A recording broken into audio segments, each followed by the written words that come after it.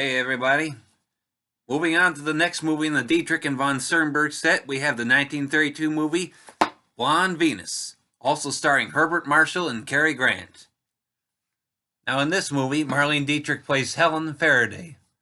Her husband, chemist Edward Faraday, Herbert Marshall, contracts radium poisoning. Here he hears about an experimental cure in Europe, but they can't afford it, can't even afford the trip itself. So, to help pay for it, Helen goes back on the stage to make some extra money. There, she meets millionaire Nick Townsend, Cary Grant, who takes a liking to her, even after he finds out that she has a husband and son. He helps pay for her husband to go to Europe and be cured, but she doesn't exactly tell her husband the exact source of the money. Now, the experiment works well enough that he returns early, but he doesn't find his wife or son at home.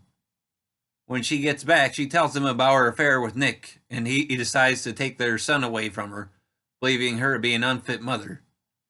She runs away with her son, managing to stay just ahead of the detectives following her until she realizes that this is no life for her son.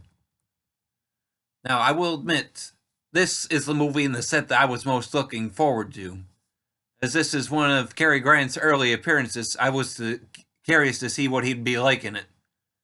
Now, I'd already knew beforehand that this is before he had his fully developed screen persona, so it is a bit different to see him like this. And the fact that it's one of his early appearances would make it the only reason why Marlene's character would choose her husband over Grant's character, I would think. Now, his character has gone for a good section of the movie, but I would say he still seems like a fairly likable guy. Except for the fact that he's fooling around with a married woman, but other than that, he's not too bad. But I think the rest of the movie is fun. Marlene does get a few songs to sing, but the most memorable is the song Hot Voodoo. Now, it finds her coming out in a gorilla costume with a lot of African natives behind her, and she gets out of the costume before putting on a blonde wig and singing the song. I mean, it's not exactly the most politically correct thing, but the way it's done is still pretty impressive, I would think. Now, the movie does seem to jump around sometimes. From what I've read, it's partly due to the interference from the censors who really changed the story from what was originally planned, apparently.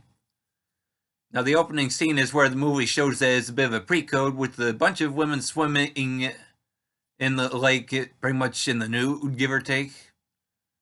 Now, the water seems to cover everything as far as I can tell, but I have to throw in a fair warning for parents just the same.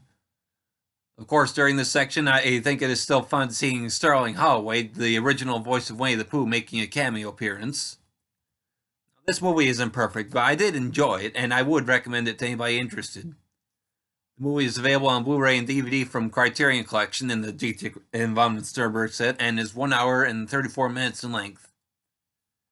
Well, that's all for this movie, folks, so tune in again tomorrow, same time, for the next movie in the set.